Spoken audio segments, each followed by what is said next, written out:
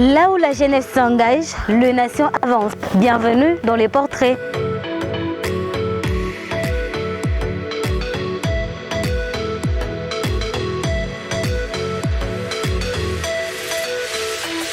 Aujourd'hui, nous recevons un jeune ambitieux et déterminé. Il va revenir sur son parcours et son engagement en politique. Il va partager ses rêves, sa vision et ses ambitions pour un Congo fort, juste et prospère. Venez découvrir le parcours d'un jeune qui rêve grand pour un Congo meilleur.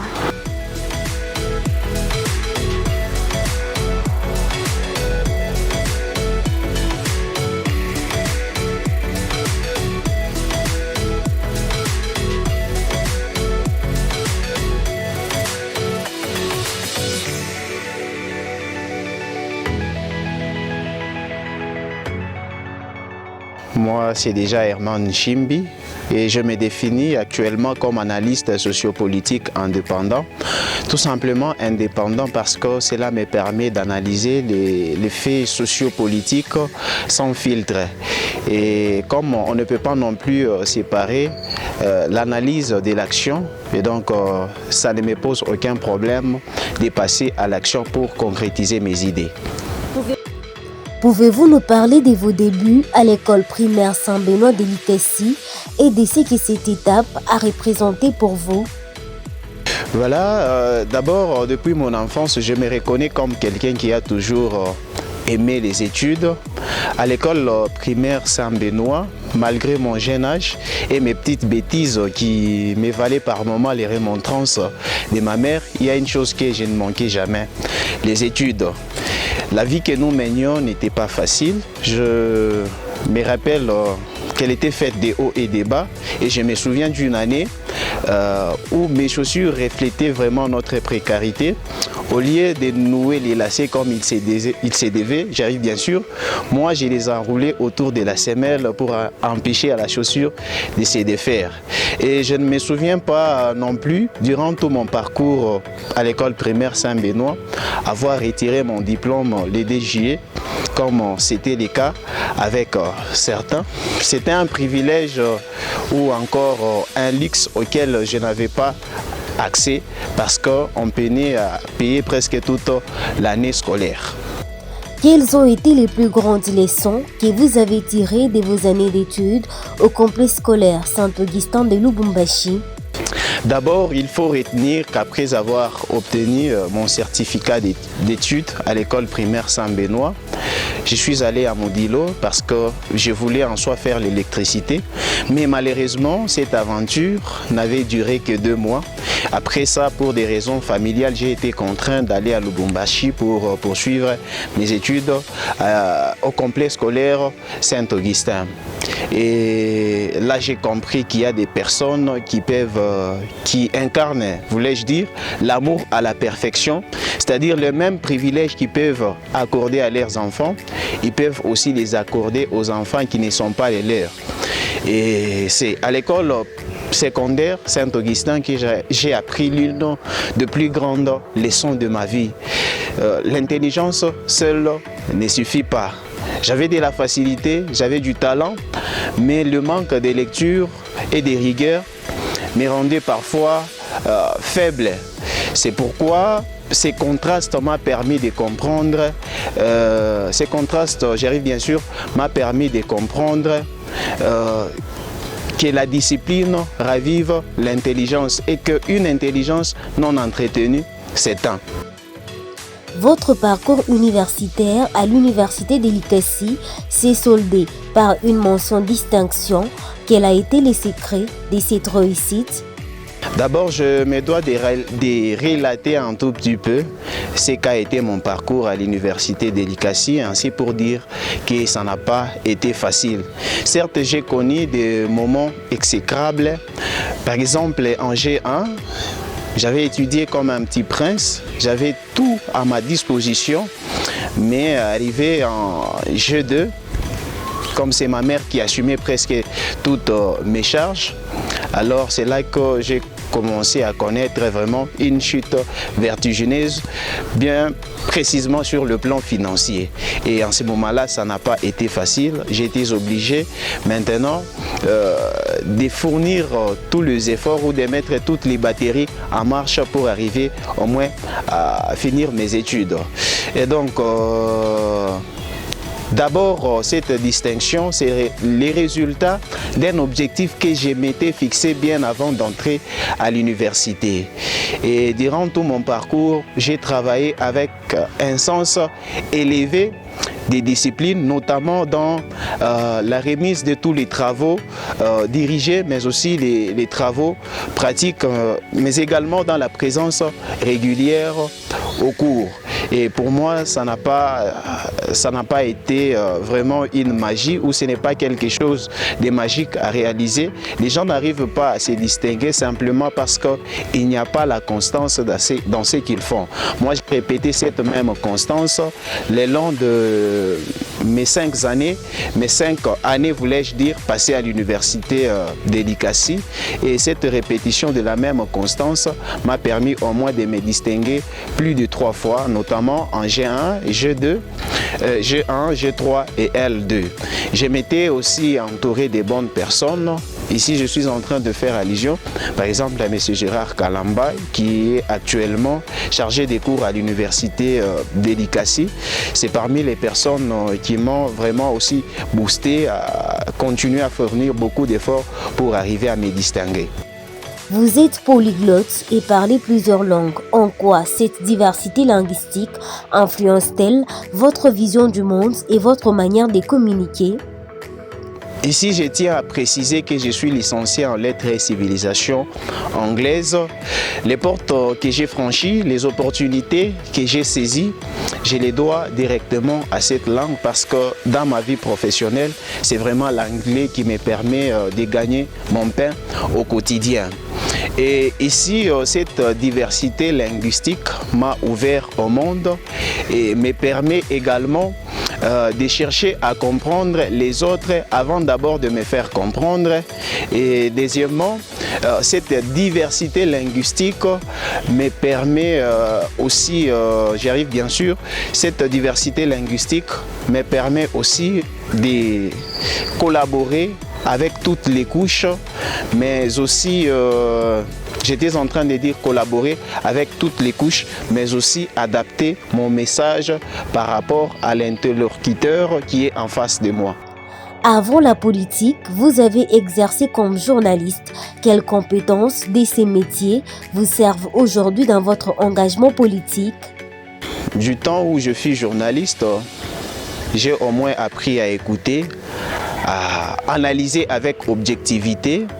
Et aujourd'hui, ces compétences sont indispensables en politique. Et cela me permet toujours de prendre de bonnes décisions chaque fois que je suis en train d'analyser les enjeux sociopolitiques ou chaque fois que je vais prendre une position donnée par rapport à certains aspects ou par rapport à certaines réalités politiques. Qu'est-ce qui vous a motivé à passer du journalisme à la politique ? Y a-t-il eu un déclic particulier ? Merci beaucoup, madame. Vous allez comprendre qu'avec moi, lorsqu'on est journaliste, on est obligé de faire des descentes sur terrain. Et en faisant des descentes sur terrain, nous entrons en contact avec la population et on sent que ici à l'ICASSI, tout comme sur toute l'étendue en République démocratique du Congo, il y a vraiment des réalités tristes, il y a des réalités amères. Alors, au regard de ces réalités, on ne peut pas seulement s'arrêter à dénoncer. C'est pourquoi ici, j'ai dit que les déclics restent toujours les mêmes, dénoncer, mais aussi passer à l'action pour améliorer les conditions de vie de nos concitoyens. Comment définissez-vous votre vision d'un jeune ?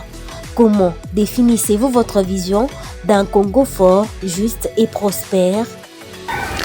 Madame, vous allez comprendre qu'avec moi, qu'un Congo prospère doit d'abord reposer sur la bonne gouvernance.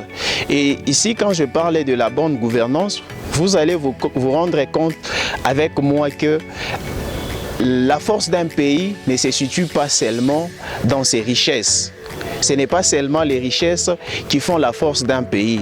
Et la preuve, c'est la République démocratique du Congo qui, malgré ses richesses, peine toujours à se développer. Les problèmes se situent au niveau de la gérance, au niveau la manière dont ces richesses sont gérées au profit de tout le monde. Et ici chez nous, est-ce que ce sont vraiment les Congolais qui profitent des richesses qui sont dans notre pays? Pourquoi un pays avec autant de richesses peine à se développer? Pourquoi un pays avec autant de richesses, mais ses populations, ou c'est un pays qui est toujours classé parmi les pays les plus pauvres et les plus endettés au monde? Donc vous allez comprendre qu'il y a un problème de gouvernance, vous allez comprendre qu'il y a un problème de gestion, et en ce moment-là, le Congo fort repose bien évidemment sur la bonne gestion ou sur la bonne gouvernance de ces pays, mais aussi sur l'égalité et la justice. Si dans notre pays, nous allons arriver au stade où nous allons respecter la séparation du pouvoir, vous allez vous rendre compte que notre pays va vraiment émerger et va rebondir dans le monde tout entier. Parce que rassurez-vous que du moment où nous sommes en train, par exemple, de nous battre pour réfuter les détournements des deniers publics, il y a un individu X parce qu'il occupe un rang un peu particulier par rapport aux autres, il vient pour blanchir les détourneurs.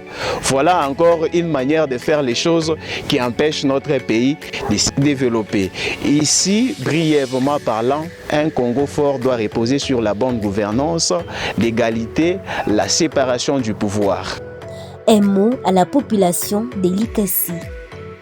À tous les jeunes, parce que je suis jeune et j'aimerais particulièrement m'adresser à la jeunesse de la montagneuse ville de Likasi en particulier, et celle de la République démocratique du Congo en général. Nous devons comprendre que la politique n'est pas un jeu lointain.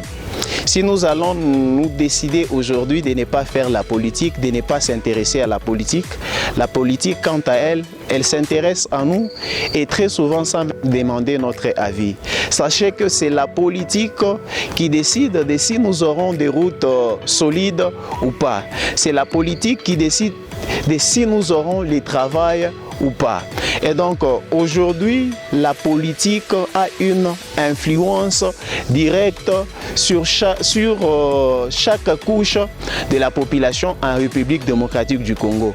Et par conséquent, nous devons nous intéresser et apporter les changements véritables pour faire en sorte que ces pays puissent au moins avancer. Et chaque fois que nous nous mettons à poser des actions, nous ne posons pas ces actions uniquement pour nous, parce que nous sommes aussi en train de penser aux générations futures.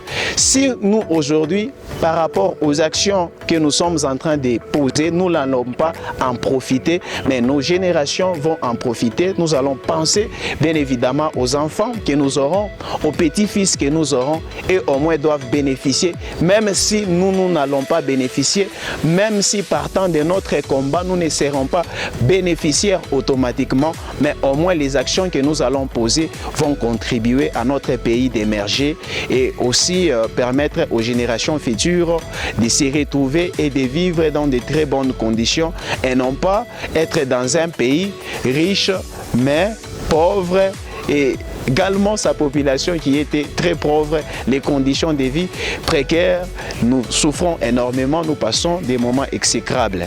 Et si je peux me permettre de passer un message en anglais, as you can see, I'm young, and the reason why I would like to talk especially to the youth of Likasi and my country in general. So to the youth of Likasi and Congo, it's time to rise and make action and also take charge of your own future. Politics isn't something far away.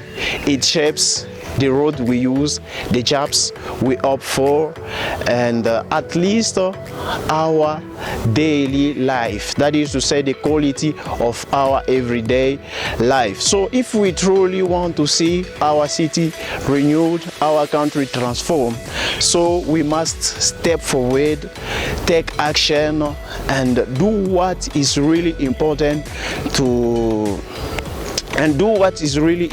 for our country to be good, to be nice.